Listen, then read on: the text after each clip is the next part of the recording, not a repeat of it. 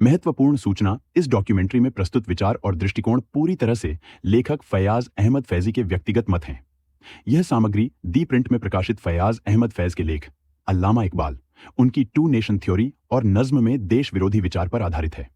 यह डॉक्यूमेंट्री अल्लामा इकबाल, उनकी to nation theory और कविताओं में कथित देश विरोधी विचारों पर केंद्रित है, जो मुख्य धारा के मीडिया द्वारा अक्सर अनदेखा किए जाते हैं। पसमानदा डेमोक्रेसी यूट्यूब चैनल इस डॉक्यूमेंट्री में व्यक्त किए गए विचारों का समर्थन या विरोध नहीं करता है। हम पसमानदा दृष्टिकोण से विविध विचारों को प्रस्तुत करने में विश्वास रखते हैं। दर्शकों से अनुरोध है कि वे इस सामग्री को एक व्यक्तिगत विश्लेषण के रूप में देखें और अपने स्वयं के निष्कर्ष निकालें। इस डॉक्यूमेंट्री का उद्देश्य केवल शैक्षिक और चर्चा के लिए है। हम दर्शकों को प्रोत्साहित करते हैं कि वे इस विषय पर विभिन्न स्रोतों से जानकारी प्राप्त करें और एक समग्र दृष्टिकोण विकसित करें। सादर अब्दुल्लाह, मंसूर, पसमानदा डेमोक्रेसी।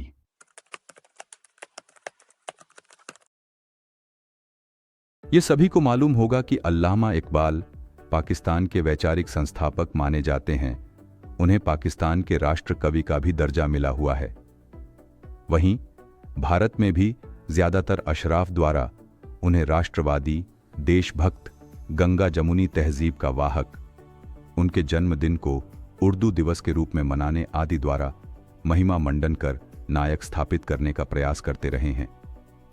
देश के लिए पाकिस्तान का संस्थापक भारत का हीरो कैसे हो सकता है? इस लेख में इकबाल के विचारों की समीक्षा करने की कोशिश की गई है ताकि हमें नायक और खलनायक का भेद स्पष्ट हो सके।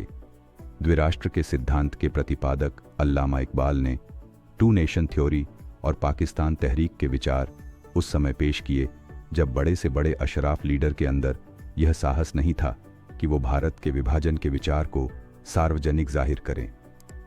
29 दिसंबर 1930 में प्रयागराज, इलाहाबाद में मुस्लिम लीग के अधिवेशन में उनके अध्यक्षीय भाषण से स्पष्ट है, जिसमें मुस्लिम राष्ट्र की रूपरेखा रखते हुए उन्होंने कहा था कि मैं पंजाब, उत्तर पश्चिम, सीमावर्ती प्रांत, सिंध और बलूचिस्तान को सम्मिलित रूप से एक राज्य देखना चाहूंगा। ब्रिटिश साम्राज्य के अंतर्गत एक स्वायत्त राज्य या ब्रिटिश साम्राज्य से स्वतंत्र एक संगठित उत्तर पश्चिम भारतीय मुस्लिम राज्य का गठन मुझे कम से कम उत्तर पश्चिम भारत के मुसलमानों की अंतिम नियति प्रतीत होती है। वो इतने कट्टर मुस्लिम लीगी और कांग्रेस विरोधी थे कि मौलाना थानवी की तरह उनकी भी यही राय थी कि कांग्रेस में मुसलमानों का बिना शर्त शामिल होना इस्लाम और मुसलमानों दोनों के लिए हानिकारक है। उनका मानना था कि कांग्रेसी विचारधारा के उलेमा, मौलानाओं हिंदुओं का साथ देकर बड़ी गलती कर रहे हैं। वो ये नहीं समझते कि अगर कौम ने उनका साथ दिया तो इसका नतीजा बहुत ही जानलेवा होगा। अपने एक प्रसिद्ध कविता वतनियत में देश के बंटवारे से होने वाले स्थानांतरण को इस्लाम के प्रवर्तक के मक्का से मदीना स्थानांतरण से जोड़कर महिमा मंडन करते हुए लिखते हैं, है तर्के वतन सुन्नते महबूबे इलाही, दे तू भी नबूवत की सदाकत पे गवाही।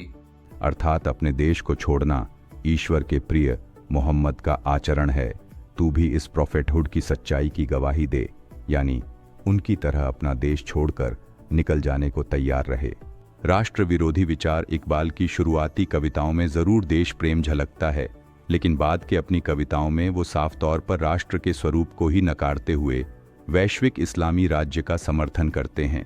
उनका यह शेर देखें, इन ताज़ा खुदाओं में बड़ा सबसे वतन है, जो पैरहन उसका है वो मजहब का कफन है, बाजू तेरा तौहीद की कुव्वत से कवी है, इस्लाम तेरा देश है तू मुस्तफ़वी है, नज़ारे दरीना ज़माने को दिखा दे, ए मुस्तफ़वी खाक में इस बुत को मिला दे। अर्थात तेरे हाथ एकेश्वरवाद की शक्ति की वजह से शक्तिशाली है। इस्लाम तेरा देश है क्योंकि तू मुस्तफ़ा मोहम्मद सल्लल्लाहु अलैहि वसल्लम का एक अन्य नाम का अनुयायी है। यह पुराना अनुभवी दर्शन तू दुनिया को दिखा दें, ए मोहम्मद सल्लल्लाहु अलैहि वसल्लम के अनुयायी इस मूर्ति राष्ट्र को मिट्टी में मिला दें। चीनो अरब हमारा, हिंदुस्तान हमारा, मुस्लिम है हम, वतन है सारा जहां हमारा। इन पंक्तियों में इकबाल स्पष्ट रूप से भारतीय देशभक्ति को गौण बताते हुए पूरी दुनिया को मुसलमानों का देश बता रहे हैं। इकबाल के लोकतंत्र विरोधी विचार। जमहूरियत एक तर्ज़े हुकूमत है कि जिसमें बंदों को गिना करते हैं, तौला नहीं करते। अर्थात लोकतंत्र में हर व्यक्ति का वोट उसकी सामाजिक और आर्थिक स्थिति के निरपेक्ष बराबर होता है। इकबाल को इस बात से बहुत परेशानी थी और वो लोकतंत्र के इस स्वरूप का मजाक उड़ाते हुए कहते हैं कि ये कैसा सिस्टम है कि इसमें लोगों की प्रतिष्ठा की उपेक्षा किया जा रहा है। इलेक्शन मेंबरी काउंसिल सदारत। बनाए हैं खूब आज़ादी ने फंदे, मियाँ नज्जार भी छीले गए साथ, निहायत तेज है यूरोप के रंदे। इन पंक्तियों में लोकतंत्र के विभिन्न घटकों को फांसी के फंदे से तुलना करते हुए यह बताने की कोशिश की है कि लोकतांत्रिक आज़ादी एक तरह से समाज की मौत की तरह है। तथा कथित कामगर जाति नज्जार बड़ई को सिग्निफायर के रूप में प्रयोग करते हुए वंचित समाज की तरफ इशारा करते हुए कहते हैं कि यूरोप के आधुनिक विचार लोकतंत्र, स्वतंत्रता, शिक्षा आदि रूपी रंदे से ये लोग भी छील दिए गए हैं। मतलब इनका भी बहुत नुकसान हुआ है या होने वाला है, जबकि सच्चाई यह है कि इन आधुनिक विचारों का सबसे अधिक लाभ वंचित समाज को ही हुआ है। जातिवादी विचार। इकबाल के बेटे जावेद इकबाल, जो सुप्रीम कोर्ट पाकिस्तान के न्यायाधीश रह चुके हैं, अपने पिता की जीवनी जिंदा रूद के पेज नंबर 21 पर लिखते हैं कि उनके पिता कश्मीरी ब्राह्मणों के एक प्राचीन परिवार से थे जिनका गोत्र सप्रू है। इकबाल खुद के ब्राह्मण होने का महिमा मंडन करते हुए लिखते हैं, मैं असल का खास सो मनाती, आबा मेरे लाती व मनाती, तू सैयदे हाशिम की औलाद, मेरे कफे खाक ब्रह्मनजाद। इकबाल ने यह कविता किसी सैयद पुत्र को लिखी थी। इन पंक्तियों में इकबाल अपने पूर्वजों का गर्व के साथ वर्णन करते हुए कहते हैं, मैं उनकी औलाद में से हूं जो सोमनाथ के साथ साथ अरबी देवी देवता ला और मना के पुजारी थे। अगर तुम हाशमी सैयद की औलाद में से हो तो मैं भी कोई कम थोड़े ना हूं, मैं भी ब्राह्मण पुत्र हूं। कुछ पसमानदा साथी इकबाल को पसमानदा जाति से जोड़ने की कोशिश करते हैं, पर इकबाल के बेटे जावेद इकबाल अपनी किताब जिंदा रूद में खुद लिखते हैं कि वह ब्राह्मण जाति से कन्वर्टेड हैं। एक फारसी शेर में भी खुद के ब्राह्मण होने का प्रमाण देते हुए गर्व का बोध दर्शाया है। मेरा बीनी किधर हिंदोस्ता दीगर नमी बीनी, ब्रह्मन ज़ादे रम्ज आशनाए रूम तबरेज अस्त। मुझे देखो कि भारत में मुझ जैसा दूसरा नहीं देखोगे। मैं ब्राह्मण पुत्र मौलाना रूमी और शम्स तबरेज के रहस्य से परिचित हूँ। यूं तो सैयद भी हो, मिर्जा भी हो, अफगान भी हो, तुम सभी कुछ हो, बताओ मुसलमान भी हो। यहाँ इकबाल ने सिर्फ अशराफ जातियों का ही जिक्र किया है और उन्हीं के बीच एकता की बात कही गई है। ऐसा प्रतीत होता है कि सर सैयद की तरह वो भी भारतीय मूल के मुसलमानों को मुसलमान नहीं समझते थे, वरना क्या दिक्कत थी कि एक दो भारतीय जातियों का भी जिक्र करते। आधुनिकता विरोधी विचार। बांग ए दारा किताब में पेज नंबर 250 पर वो लिखते हैं, उठा के फेंक दो बाहर गली में, नई तहजीब के अंडे हैं गंदे। इन पंक्तियों से साफ जाहिर होता है कि इकबाल आधुनिक विचारों और लोकतंत्र, शिक्षा और संस्कृति के विरोधी थे। वो अलग बात है कि खुद के बेटे को विदेश भेजकर आधुनिक शिक्षा दिलवाई।